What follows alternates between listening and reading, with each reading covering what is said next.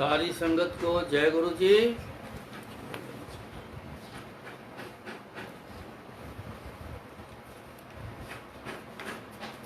आज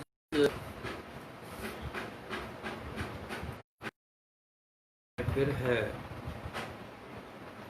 गुरु जी का गुणगान करना। से सिमरे जिन आप सिमरावे। ये सिमरना, गुणगान करना,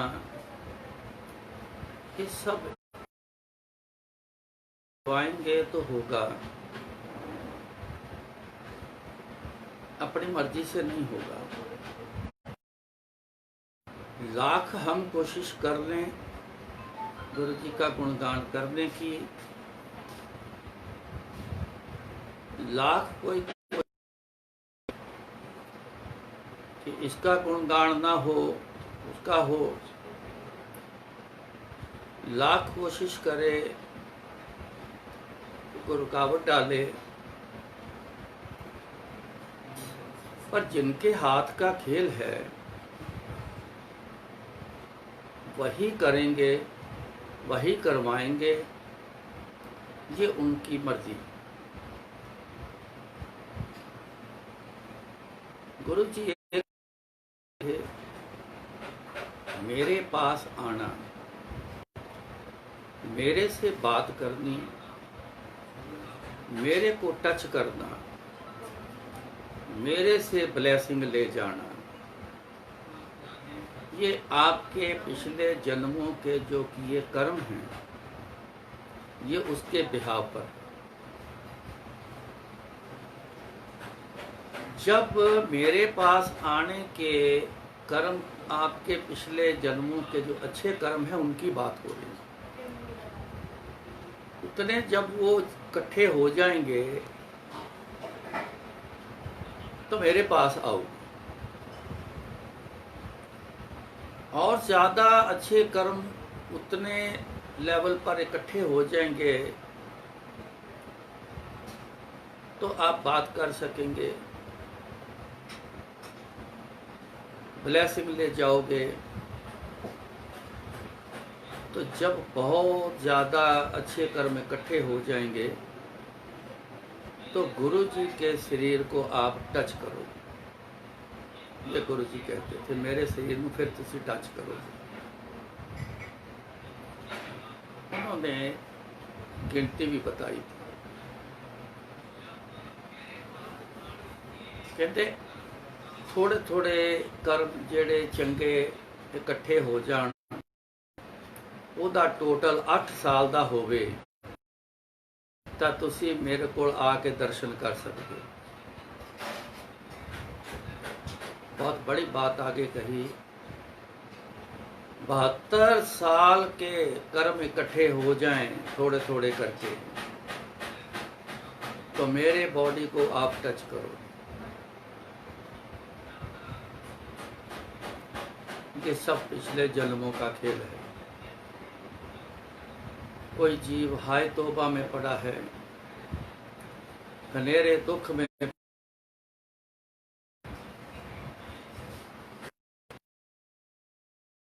है, कोई अत्यंत सुख में पड़ा है। सब अपने किए पिछले जन्मों के कर्मों के बिहाव पर है। ये बात लेना, ये गुणगान करना, ये गुणगान सबका सुनना, ये इसी में आया कि कुछ हमारे बहुत अच्छे कर्म किए हुए जब वो गिनती पर आए, वो टोटल पर आए, तो ऐसी चीज़ें हमारे बख्शिश में आ गई। कब से मेरे को सेवा में लिया है 85 से, जिंदगी का अनुभव है। बहुत सी रुकावटें भी आई, अपनी तरफ से नहीं आई, बाहर की तरफ से आई। ये चल रही हैं रुकावटें। मगर गुरु महाराज ने एक बात कही है, पूरब जन्म हम तुमरे सेवक, अब तो मिटया ना जाए। अब नहीं मिटने वाला,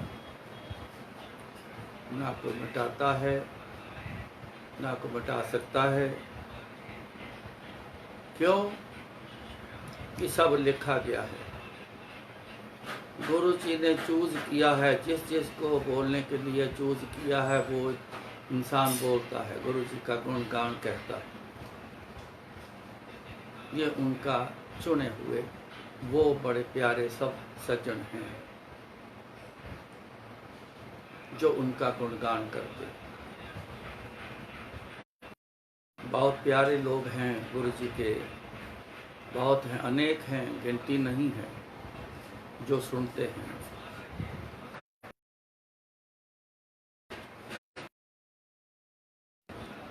अरदास गुरु जी के आगे हमेशा हम सब करते रहो। गुरु जी ऐसा ही गुणगान करना और गुणगान सुनना, ये हमारे तरफ, हमारे पल्ले डाले ही रखना, अरदास करते रहना। कोई गिनती खत्म ना हो जाए, रुक जाए, व्यर्थ ना जाए जन की अरदास। अरदास की हुई कभी व्यर्थ नहीं जाती। कर्मों के खेल के अगर उतना होगा, आगे रुक ना जाए, तो जो अरदास है वो आगे गुरु महाराज अरदास पूरी और पूरी करते तो आगे कंटिन्यू रहे। ये एक मांग होनी चाहिए। मांगे तो हम सारा दिन मांगते रहते हैं, उम्र ही निकल गई है मांगे मांगना। ये हमारा हक है मांगना। अपने गुरु से नहीं मांगेंगे तो किससे मांगेंगे? गुरु से मांगना इसलिए अच्छा होता है, वो जतलाएगा नहीं, वो किसी बात पर वो आपको ये नहीं कहेगा कि मैंने तेरे को दिया है, जैसे आम इंसान करता है। आम इंसान दुनिया से ले लो, वो जतलाएगा, किसी बात पे आके बोलेगा, लेकिन गुरु जो जतलाता नहीं। तो गुरु महाराज ने ये भी कहा, मांगना मांगण निका,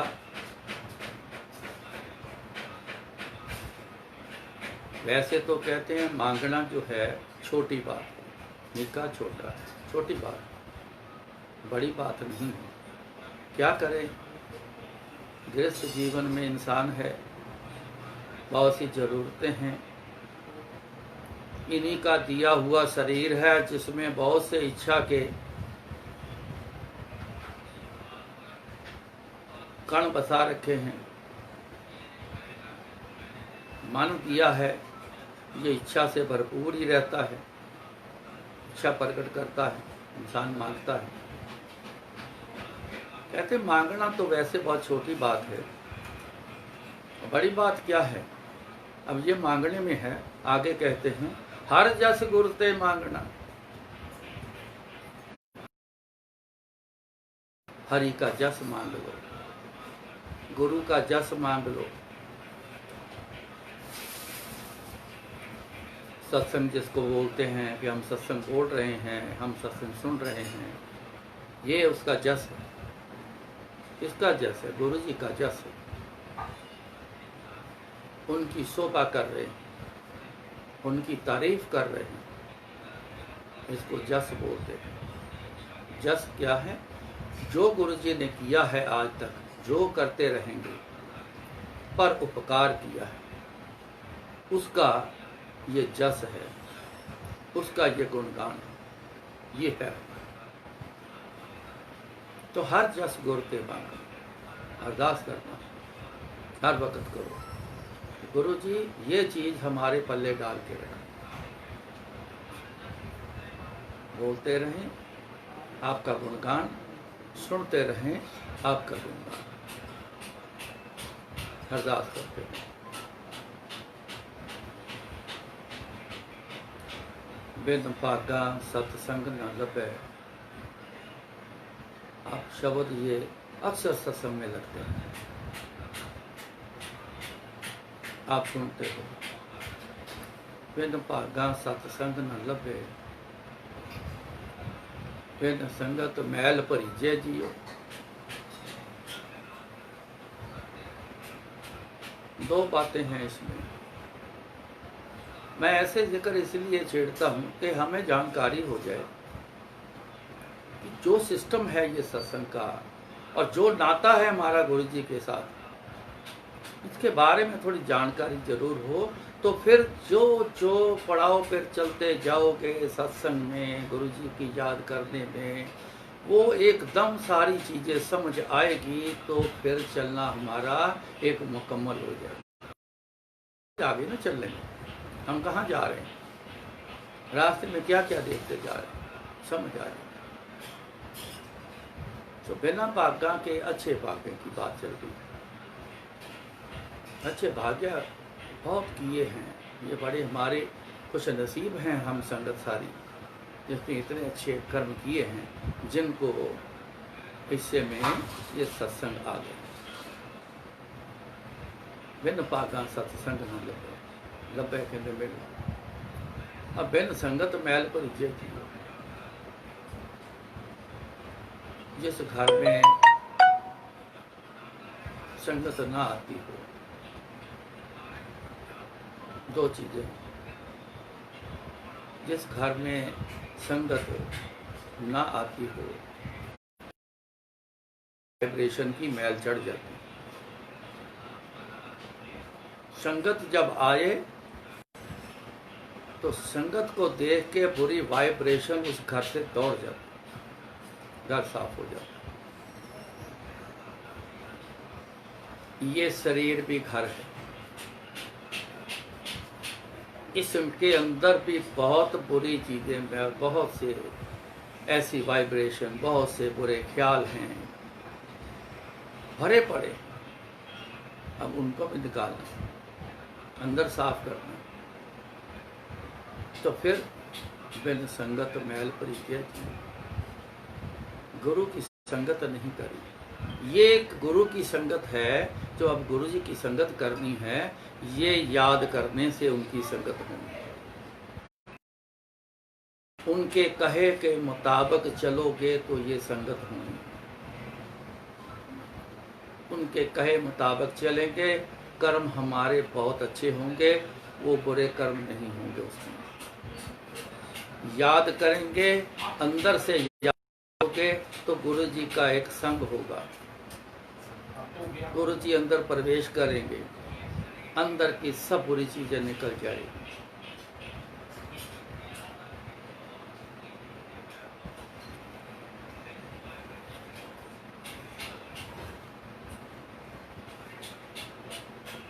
ये हमने करना है, तो जीवन में कुछ गुरु जी से हम जरूर लेकर जाएंगे।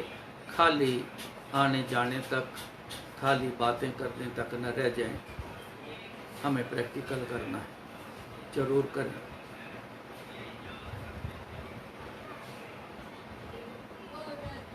अब हम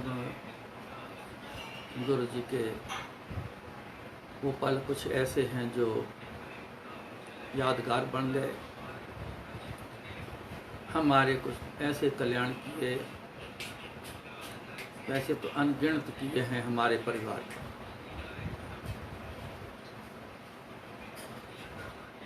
जब से गुरु जी के साथ जुड़े, कल्याण ही करते चले आ रहे हैं।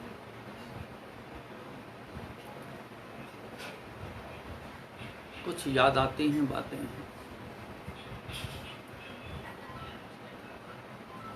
जिसमें से जब हम गुरु जी के पास जाना शुरू हुए, बड़े हैरान हुए थे स्टार्टिंग में, जब लगातार शुरू हुए जाना, किसी न किसी को गुरुजी ने सवाल के जवाब देने या ऐसे भी बातें बोल देनी, अपने आप भी इसको सब कुछ कह जाना जो उनकी दृष्टि में होता है कि हर किसी के बारे में गुरुजी को जानकारी, वो सब जानते हैं। ऐसी बातें गुरुजी से सुननी कभी ऐसा कभी देखा नहीं था। बड़े संतों महापुरुषों से मेरी ज़िंदगी में मुलाकातें रही हैं, लेकिन गुरुजी वाला जो तरीका था, ऐसा तरीका मैंने कभी कहीं देखा नहीं था।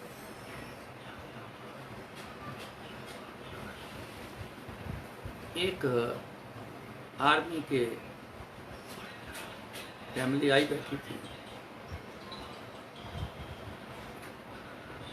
उन्होंने बात करी, आंटी ने बात करी उनकी, तो गुरुजी कहते मैनू सारा पता है, मैं सब जानता, तू आ गई है ना इत्थे, हुण तैनू कहण की जरूरत नहीं, ये उनकी मौज है।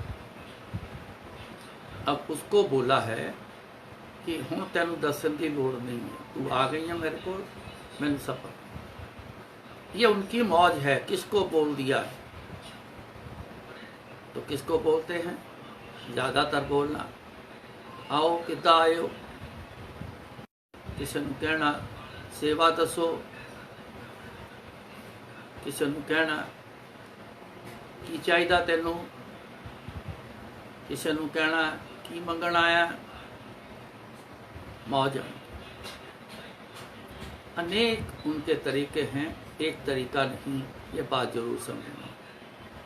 एक तरीका जिसके साथ हुआ है वही सबको बताएगा, लेकिन एक तरीके पे नहीं रहना है, ये ख्याल रखना।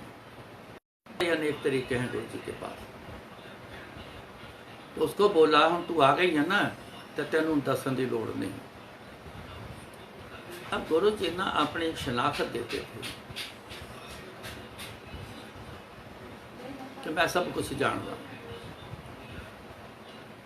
कहते तेरी जलंधर ट्रांसफर हो गई जी, समान तेरे घर का सारा तेरे इत्थे स्टोर च पिया मैस विच। हाँ जी, फलाने नंबर बक्से दे विच दो तीन चीज़ां गिनती कर बता दिया, ये पड़ा है, ये पड़ा है, ये पड़ा है। फलाने नंबर बॉक्स में तेरे ये पड़ा है, फलाने नंबर बॉक्स में तेरे ये पड़ा। जाके चेक कर ला, जी तो लिस्ट बना के ले आई है, उहदे विच चेक कर ला कि यह चीज़ां उन्हां च है। डिफेंस वालों की जब ट्रांसफ़र होती है तो ये जो आंटियाँ हैं तो जब पैकिंग करती हैं तो इनके ना बॉक्स काफ़ी सारे होते हैं, तो घर का पूरा सामान पैक करके ले जाना है, तो उसके ऊपर नंबर लगे होते हैं बॉक्स। तो जिस नंबर बॉक्स में सामान रखती हैं तो उसी की लिस्ट पूरी कागज़ पे बना लेती हैं। तो जब उनको कोई सामान चाहिए तो उसी लिस्ट में देखती हैं कि कौन से नंबर बॉक्स में वो पड़ी है। जैसे कपड़े प्रेस करने की प्रेस पड़ी है, कुछ और पड़ा है, तो उसमें देखेंगे उस नंबर बॉक्स को जाके स्टोर में खोल के तो निकाल के ले आए। अब गुरु जी ऐसे ही बता गए। ये चीज़ मैंने जब देखी बड़ा हैरान, हद हो गई, दिमाग भी चला। किसी का सामान है, किसी ने रखा है, इन्हें पता है सारा। कोई शंका वाली बात नहीं गुरु जी ने बोली, ठोक के बात बोली, बॉक्स में ये पड़ा है, ये पड़ा है, ये पड़ा है। इतने जान गुरु जी, इतना जानते हैं।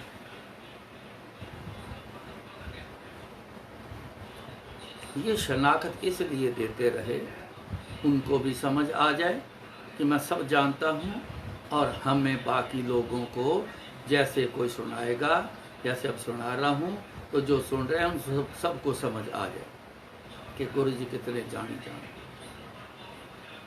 लेकिन हमें फिर एक हमारी आदत हो गई है ज़िंदगी में, जैसे स्टाइल से हर कोई चलता आ रहा है उसमें ज़्यादातर ये स्टाइल हो जाता है।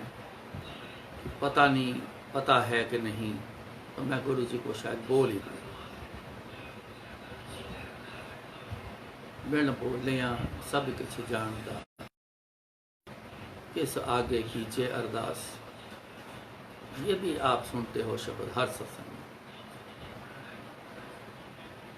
जो बिना बोले जानता हो अरदास उसके आगे करो, किस आगे कीजिए। सवाल बाद में है, ये काव्य रचना है ना, तो इसलिए सवाल बाद में है कि किस आगे कीजिए अरदास।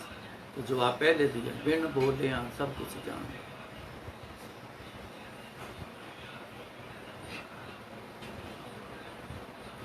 एक शब्द जो है बहुत काम का है, अगर हम समझ लें इसको सारी बात समझ आ जाएगी गुरु जी के साथ चलने की।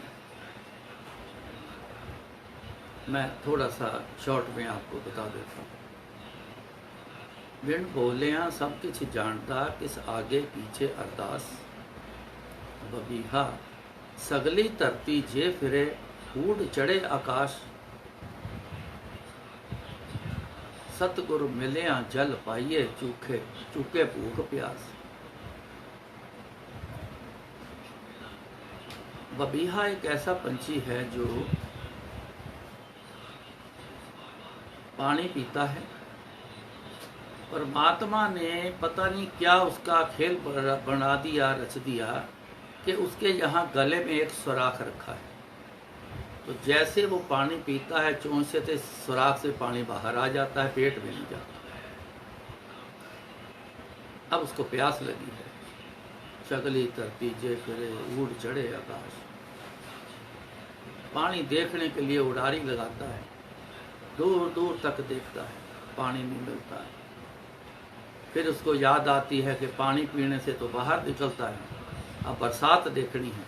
वो दूर तक आकाश के जितनी ऊंचाई तक जा सकता है शरीर के वेट के हिसाब से अपने, उतना जाके देखता है दूर तक कि बादल कहीं से आ रहे हैं।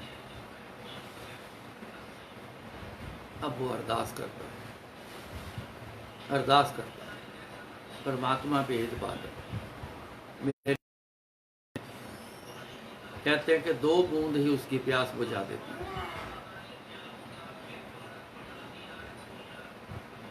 जब अरदास सुनी जाती है तो उस छोटे से पंछी के लिए कई बार उसको बादल भी भेजने पड़ते हैं। इंसान तो कहता है बेवजह बादल आ गया, ये तो तंग करने आ गया है, सामान गीला हो जाएगा, ये हो जाएगा, कहीं जाना था।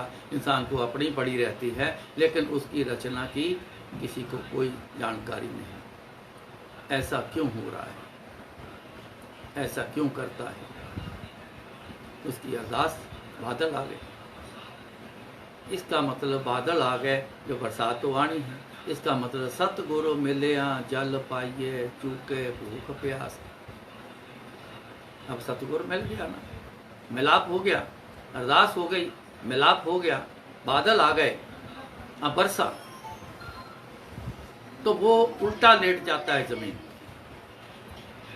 पैर आकाश की तरफ कर लेता है, उल्टा लेट जाता है। उसका सुराख फिर ऊपर की तरफ हो जाता है। तो जो बूंदें आती हैं उस गले के सुराख में, उसके जब बूंदें कुछ डलती हैं वही पेट में जाती हैं, उसकी प्यास बुझ जाती है। सतगुरु मिलिया जल पाइए, चूके भूख प्यास। चूके चुकी गई, प्यास उठ गई, मिट गई।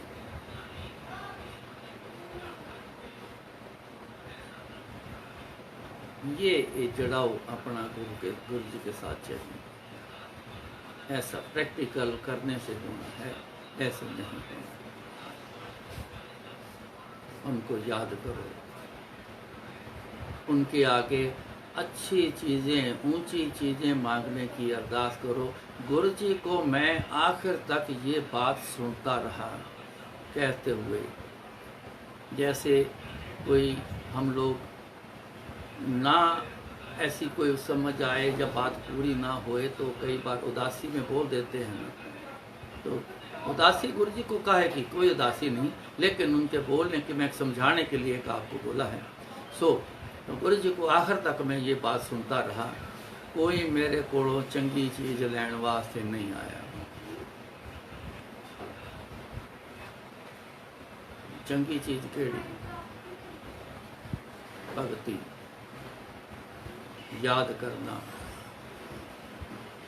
अपने अपने धर्म के पूजा पाठ करने।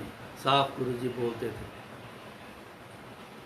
मैं कोई अपना धर्म नहीं चलाना। जिस जिस धर्म च तुसी पैदा होए पूजा पाठ करो, पर करो जरूर पूजा पाठ। यही काम आना है। गुरु जी कहते यही काम आना तुहाडे। मैं तो तुहाडे कर्म माफ भी कर देंगा, मैं सब कुछ कर देंगा, मैं ठीक भी कर देंगा, तुहानूं जो चाहिए मैं दे भी देंगा, पर कहते तुसी भी तो कुछ करया करो। ये ऐसा ये काम करना, ये चीज़ें मांगने वाली, ये ऊंची चीज़ें हैं। बाकी छोटी मांगना मांगने का जो छोटा है, हर जस गुरते मांगना, ये ऊंचा है। दुनियावी मांगना, साजो समान, ये सब छोटी बातें हैं। गुरु जी कहते तो बड़ियां छोटियां जिहियां गल्लां हैं। शरीर खराब हो गया, बुखार हो गया, बीमारी आ गई, फलाना हो गया, ये कहते छोटियां गल्लां हैं मेरे वास्ते।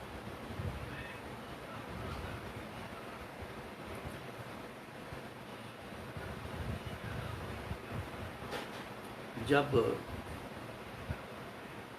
मेरे बड़े लड़के की शादी हो गई,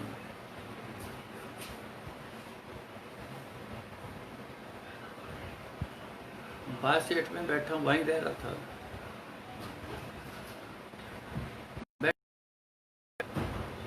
गुरु जी के पास बैठे हैं, ऐसे बैठे रहते थे। तो गुरु जी को सब पता है। तो प्रेगनेंसी हो गई, अब गुरु जी सब जानते। बैठे बैठे मैंने कहते तेरे घर लड़की नहीं है ना? मैं क्या हाँ जी गुरु जी। कहते लड़की का घर विच होना बहुत जरूरी जी गुरु जी। फिर कहते जेड़े लड़की वाले हुंदे ना वो दाते हुंदे, तो जेड़े कहते लड़के वाले हुंदे मंगते हुंदे। लड़का जाएगा, लड़की वाले कुछ ना कुछ उसको देंगे, लड़के के पास लड़की वाले आएंगे तो देंगे, उसके माँ बाप को भी देंगे, औरों को भी देंगे। तो दिन विहार आ गया, लड़की का मामला है जी, ये विहार लेके जाना है, दो जाके उनको। देने वाला दाता है, लेने वाला मंगता है। तेरे घर ना पहला लड़की आई, मैं क्या 7 बजे, मैं क्या आंटी की बड़ी ख्वाहिश थी गुरु जी, एक लड़की जरूर हो जाए। तो वो 4 ही लड़के हुए थे, जब चौथा होया ना, तो जब वो नर्स ने बोला कि आपके लड़का पैदा हुआ है, चौथे की बात कर रहा हूँ, तो उसने जोर से माथे पे हाथ मारा, हाय हाय फिर लड़का हो गया। तो उसने बड़े गुस्से हुए, कहती लोग तरस पे हाथ मारा। तो मैंने ये बात भी उस समय गुरु जी को बोली थी। ठीक है, लड़की हमारे घर पे पहली वो आई।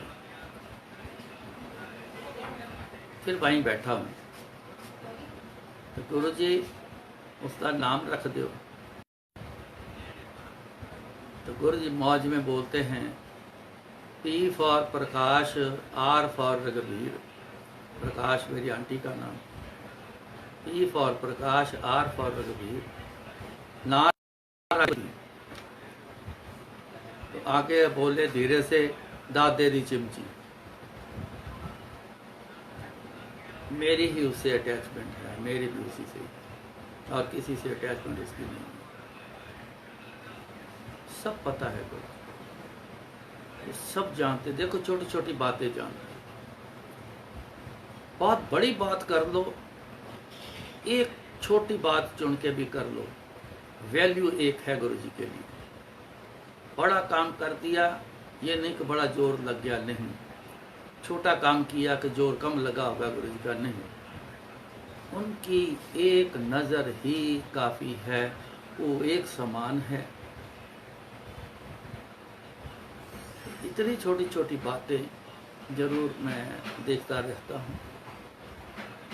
दादे रिजिम जी देखो कहाँ तक जानते हैं, जो जीव दिया है उसके बारे में सब पता है, पैदा होने से पहले ही पता है।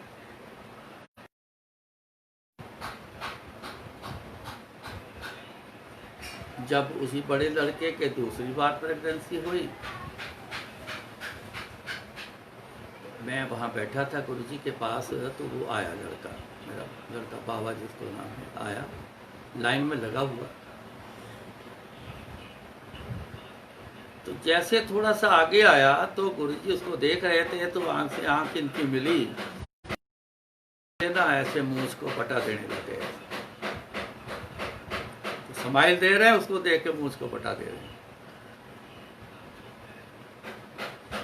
मैं थोड़ा समझ गया, मैं क्या मामला लड़की और लड़के का है। शायद गुरु जी की कृपा दूसरी हो गई होगी, ऐसा किया है गुरु जी, या होने वाली होगी। जब वो माथा टेकने आगे आया तो गुरु जी कहते जा तेन दूजा मुंडा दिता।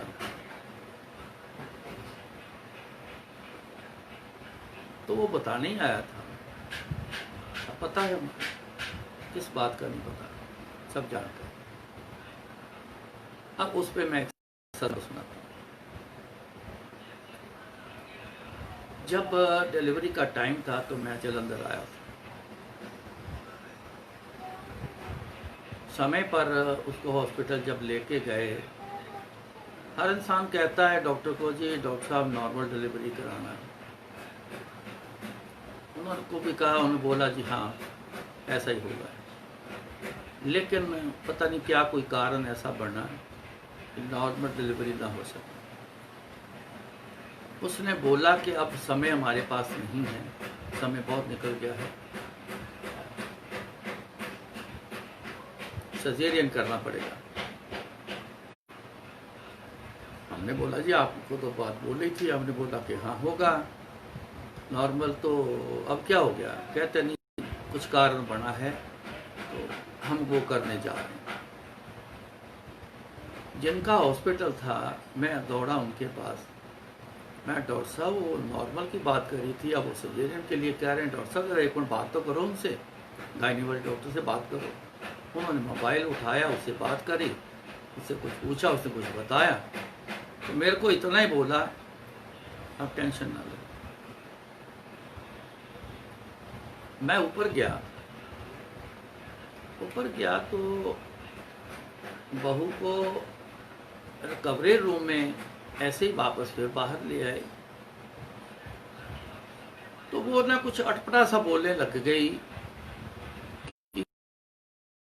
मैं जा रही हैं, एक आया है, अब 2 आ गए हैं, अब 3 आ गए हैं, मेरे को लेने आ गए हैं, ऐसा कुछ बोलने लगा। उसको काफ़ी मुंह पे थपेड़े थपूड़े मारे कि होश में आ, क्या बोल रही है तू, क्या कह रही है, से कुछ समझ ना आई। मैं नीचे आया, फर्स्ट फ्लोर पर था ओटी, मैं नीचे दौड़ के आया, आके मैं गुरुजी को सीधा फ़ोन किया।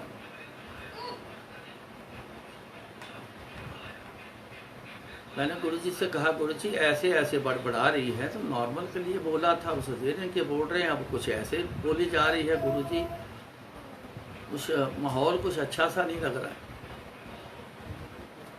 अच्छा चल फ़ोन बंद कर, के टेंशन ना ले, फ़ोन बंद कर, मैं कर देनी कृपा दे। फ़ोन बंद किया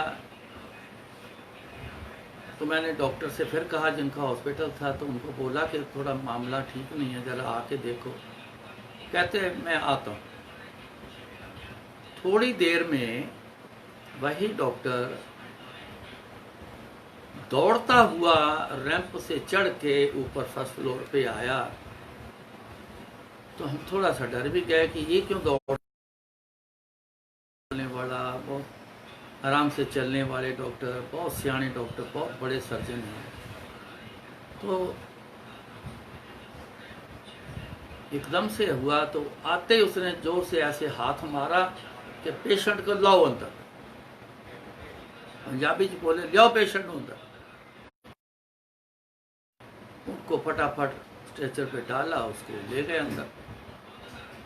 ले गए तो थोड़ी देर में मेरा एक रिश्तेदार आया हुआ था, वहाँ खड़ा था, तो उसने बोला कि मेरे को लगा है जैसे बच्चे के रोने की आवाज़ आई।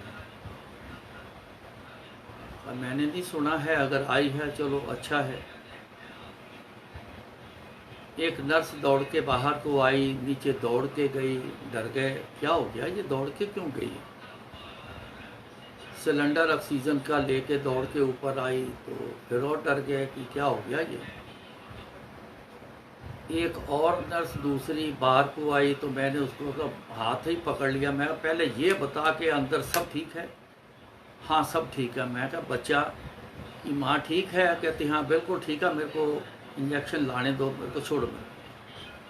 वो गई, जाके इंजेक्शन लेके आई। थोड़ी देर में वो डॉक्टर साहब बच्चे को लेके बाहर आए, कहते बधाइयाँ ताड़े लड़का पैदा।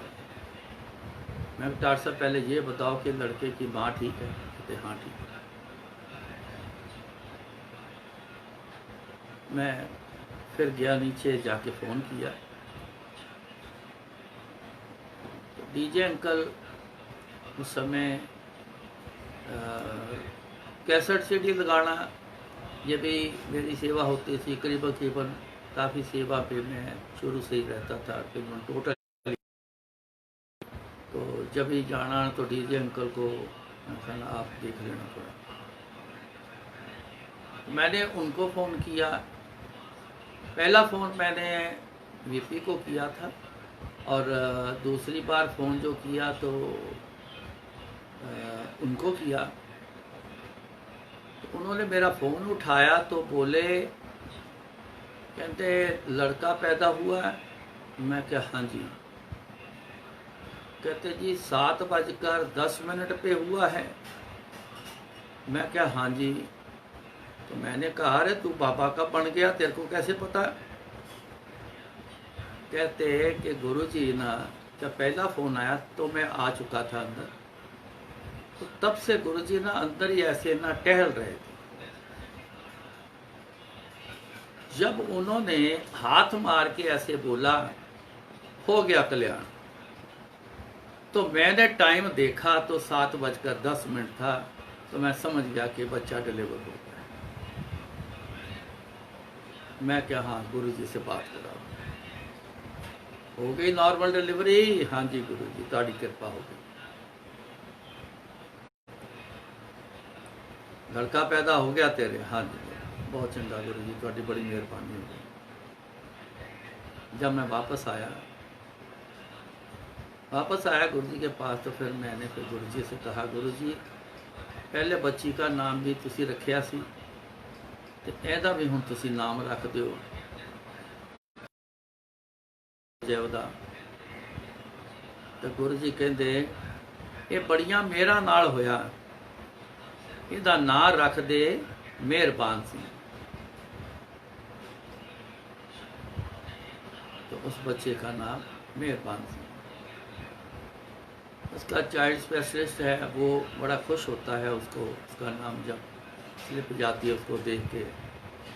कहता है कि चाइल्ड स्पेशलिस्ट मेहरबान सिंह, डॉक्टर मेहरबान सिंह हुए हैं, इनका मुकाबला नहीं आज तक हो सका। हम उनकी किताबें पढ़ के डॉक्टर बने हैं चाइल्ड स्पेशलिस्ट। मौज है गुरु जी को,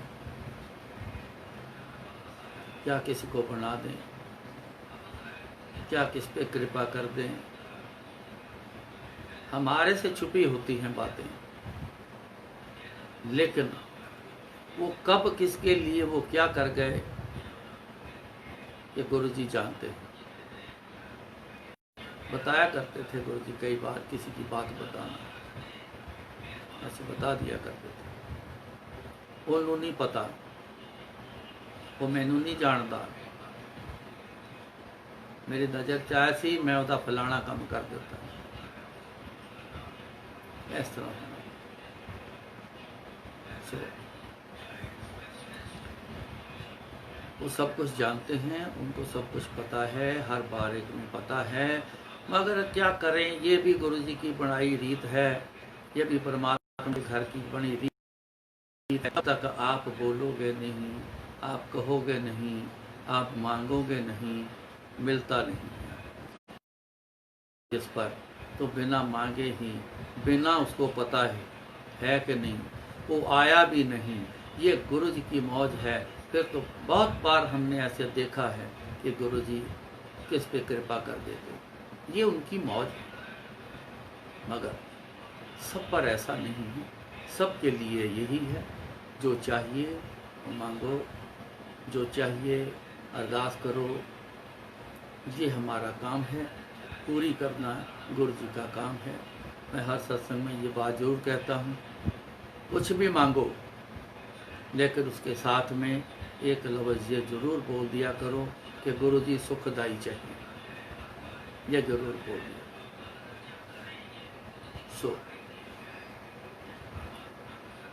सुख वाला हमें सब कुछ चाहिए, जो कोई चीज़ दुख दे वो हमें नहीं चाहिए।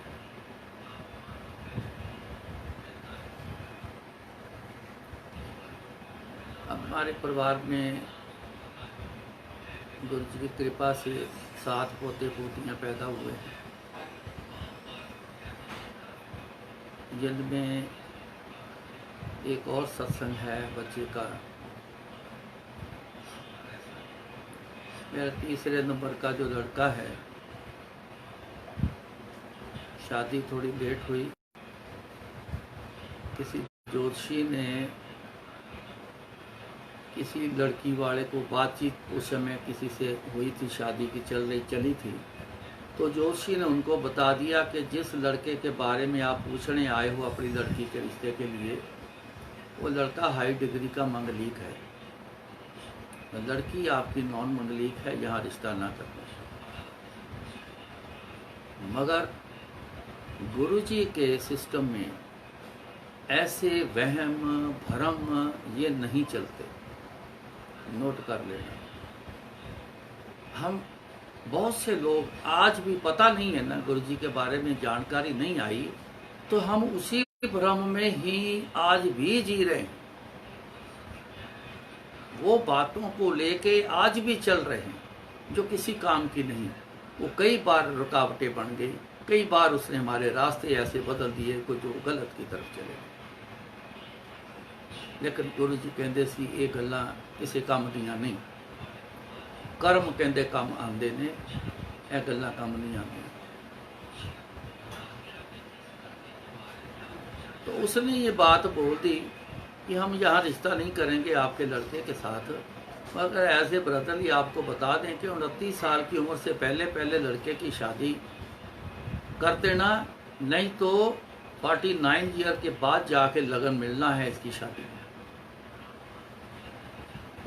समय निकलता गया, हम ज़्यादा तवज्जो नहीं देते, गुरुजी ने जो बोला है नहीं पहना, वहमा च नहीं पहना।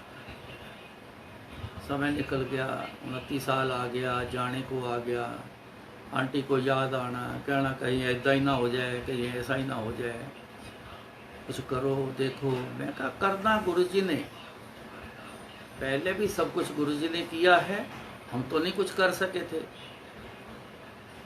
2 शादियाँ की हैं, वो भी गुरुजी ने पहले की हैं, ये तीसरी है, ये भी गुरुजी करेंगे, उनको सब पता है। गुरुजी की तरफ ध्यान रखो। तो गुरुजी ने 31वें साल में जाके उसकी शादी कराई और ये बताया कि तू कहता सी 29वें साल दे तो बाद शादी नहीं होनी, कि लै हुण 31वें साल च तेरे मुंडे की शादी करा दे। जेड़ा काम ज्योतिषी कहता नहीं हो सकता, अलै हो गया, कर देता। अब यहाँ से क्या सीख मिली? गुरु करे सो होए, गुरु करे जो करेगा वो होएगा, कमांड उनके हाथ। तो बच्चे की समस्या आ गई। डॉक्टरों के चेकअप हुए, कोई कहे जी ठीक है वेट करो, कोई कहे जी कुछ कहे सब अच्छा है टेंशन ना करो, ये है वो है, चलता रहा। एक डॉक्टर यहाँ जलंधर में बड़ी गायनी घर के कलेश ने उसको संत बना के रख दिया। संत 2 वजह से बनता है, या घर के कलेश से या उनकी नज़र आ जाए, उस मालिक की नज़र आ जाए। उसके बारे में किसी ने बताया, वो एक छोटा सा एक मंदिर बनाया है जलंधर के बिल्कुल बाहर की साइड, आउटसाइड में। तो वहाँ बैठी आराधना करती रहती हैं, मंदिर की सेवा करती। हम चले गए उनके पास, उसने हमें अटेंड कर लिया, करना छोड़ दिया था, लेकिन गुरु कृपा है वो उसने अटेंड किया। गुरु शरीर छोड़ चुके जी तब की बातें, लेकिन शरीर ही छोड़ा है, हमें सबको नहीं छोड़ा। ऐसे ही गुरु जी जैसे पहले थे वैसे ही मेरे को आज भी अनुभव ऐसा होता है कि वैसे ही हैं गुरु जी का तरीका, वैसे ही गुरु जी हैं। उसने टेस्ट लिख दिया जिसमें थायराइड का टेस्ट लिख दिया। जब टेस्ट रिपोर्ट आई तो थायराइड T3 बढ़ा हुआ। जब रिपोर्ट दिखाने गए तो उसने बोला इसकी वजह से ये कंसीव नहीं कर रही, T3 बढ़ गया है थायराइड। पहले आप बच्चा पैदा होने की बात करते थे, अब एडवाइस करेंगे बच्चा पैदा नहीं करोगे। अगर बच्चे कंसीव कोई कर जाए, बच्चा पैदा हो जाए, तो इस T3 में अब नॉर्मल बच्चे पैदा होते हैं, अब नहीं करना। अब और चिंता जो है दूसरी तरफ बढ़ गई। दिल्ली आए, मैं ज़्यादा दिल्ली रहता हूँ, तो दिल्ली आए, बड़े मंदिर आए माथा टेकने के लिए। तो सिलेक्ट सिटी वॉक आंटी जो है, जिनका सिलेक्ट सिटी वॉक मॉल है, वो आंटी हैं, वो पेशे से डॉक्टर हैं। मैंने उनसे बात करी, उन्होंने बहुत अच्छे थायराइड के बड़े डॉक्टर साउथ एक्स में बैठते हैं, मदानता के डॉक्टर, तो उनसे बात करी, उन्होंने अपॉइंटमेंट ली और मेरे साथ हो गए। वहाँ हम गए, उनको दोनों को लेके गए, लड़के और बहू को। सारा उसने देखा, चेक किया, तो उसने बोला कि अभी बच्चा पैदा नहीं करोगे, मेडिसिन खाओ। ये बच्चा कब पैदा होना है कि जब थायराइड नॉर्मल होगा तो 1.5 साल हम बिना दवाई के वेट करेंगे, तब आपको बताएंगे। ज़्यादातर थायराइड जो है वो काबू में आता नहीं है, दवाइयाँ खाए जाओ।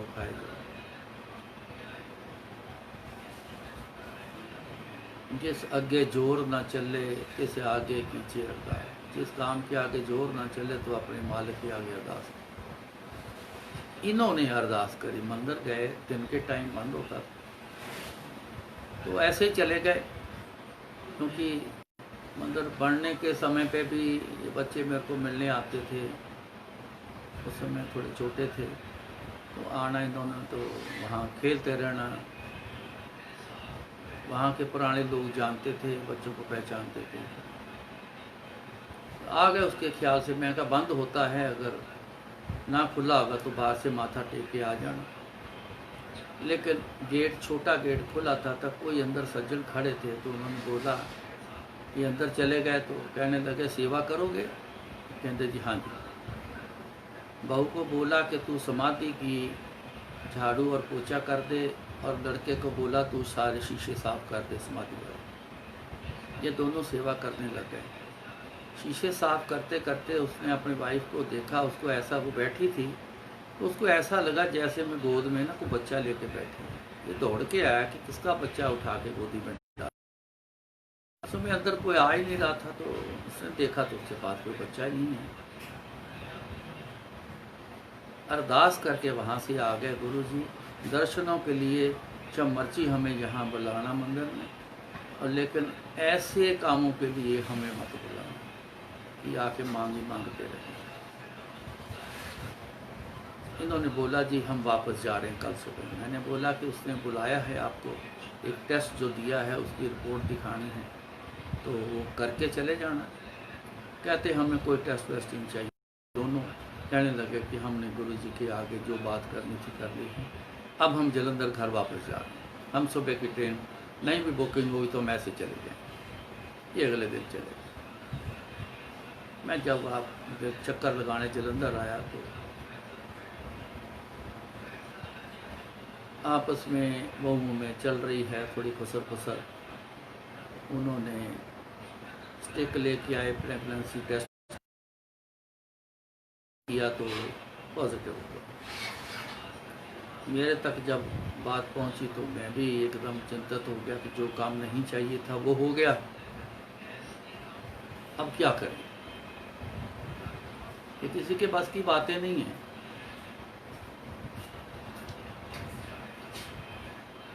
फिर वही बात याद आई, एक ही बात है अरदास का, और कोई दूसरा तरीका नहीं। जहाँ गुरु जी की स्वरूप रखा है, शुरू से गुरु जी के होते हुए उन्होंने फोटो दे दी, कहते तू आंटी को बोले तो यहाँ घर पे ना कहीं रख ले,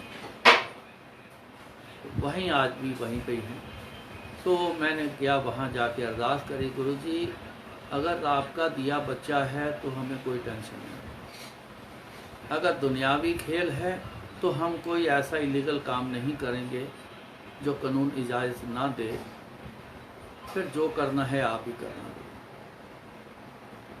हमने अरदास करके छोड़ दिया। 3 महीने बाद मैं फिर आया हुआ था जलंधर चक्कर मारने, तो गए, डॉक्टर ने बोला कि अल्ट्रासाउंड कराओ। तो उस समय बड़ी चिंता लगी हुई थी कि क्या रिपोर्ट बोलेंगे, क्या आएगी, पर ध्यान गुरु जी की तरफ ले जाना। आज भी ऐसा ही करते हैं, कोई बात आयम जो अच्छी ना लगे या तंग करने वाली बात है तो गुरु जी की तरफ ध्यान ले जाते हैं, गुरु जी जो करना है आपने करना है। तो अल्ट्रासाउंड हुआ, उन्होंने बोला जी कि बिल्कुल ठीक है, दूसरा हुआ ठीक है, तीसरा हुआ ठीक है, चौथा हुआ बहुत बढ़िया है। उन्होंने एक ज़्यादा करवाया अल्ट्रासाउंड, क्योंकि थायराइड वालों का जो नाड़ू होता है श्रिंक करता है, कि अगर श्रिंकिंग पे आ गया है तो सर्जरी करके तो बच्चा डिलीवर करना है, इसलिए करते हैं। तो उन्होंने बोला जी एक्सीलेंट है। उन्होंने बोला जी अगले हफ्ते आना। अगले हफ्ते वापस आ गए। 1 घंटा निकला, अगली बार फिर जाना था, फिर गए। उन्होंने बोला कि सब ठीक है, और 4 दिन बाद फिर आपने आना है मेरे। तो वापस आए तो 1 घंटा बड़ी मुश्किल से निकला होगा, तो इतने में घर में आंटियों की दौड़ भाग सी शुरू हो गई। सामान उठाने लगे, ये उठा ले, ये उठा ले, तकिया भी ले ले, गिलास भी ले ले, फलाना ले ले, टमकाना ले ले। तो क्या हो गया भाई, आए चलो चलो चलो हॉस्पिटल जाना। मैं क्या अभी तो हो क्या है, अभी क्या हो गया? तो आंटी कहती तो आप कार में बैठो, चल के रास्ते में बताएंगे क्या हुआ। रास्ते में बताया कि उसका वाटर बैग जो है वो फट गया है। तो समझ आ गई कि डिलीवरी का समय है। तो गए तो बच्चा रात को 8:05 पर डिलीवर हुआ। तो वो दिन था 2 अक्टूबर। अब रूम में जब बहू शिफ्ट हो गई, थोड़ी देर बाद बच्चा भी आ गया, तो वो लड़का मेरे को आके कहता है कि डैडी एक बात करनी है आपसे, पूछना है।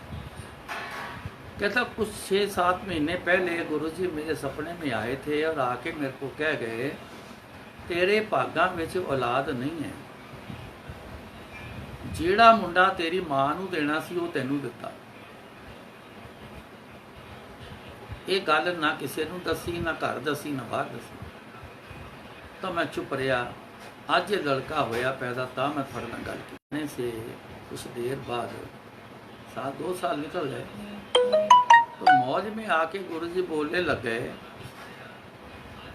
आंटी जदों आंटी ने आना, आंटी तेरे 4 मुंडे आ, एक मेरे को भी ले ला। गुरु जी की कर रहे ने, बस तुसी 4 से कृपा करो, इन्हां ते मेहर रखो। आना पहली बात माथा भी ना टेकने देना, पहले आते ही ये बोला आंटी वेख ला एक मुंडा ले ला साडे को।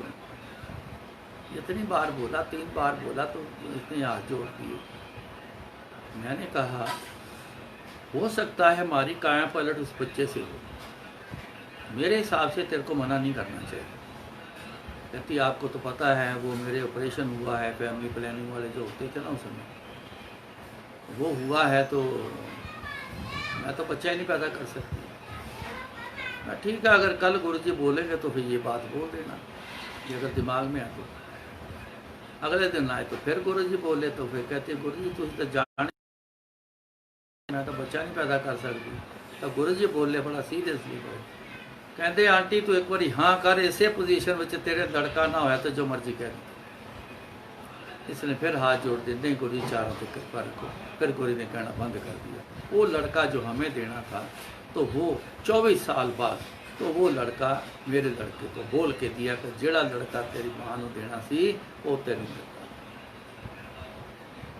लिख दिता, वो लिख दिता, जा तेरे तेनूं औलाद दिता, बोल दिता। बोल के क्या ना, जेड़ा मुंडा तेरी मां नूं देना सी तेनूं दिता, तेरे तेरे भागां विच औलाद नहीं सी, लिख दिता, दे दिता। तो गुरु जी ने कृपा ये कर दी कि एक होर दे दिता। उदों 2 ही लिख दिते, सानू समझ नहीं आए, ना सानू दिखाया ना सानू दसिया, तो 2 लिख दिते। ये मौज है गुरु जी।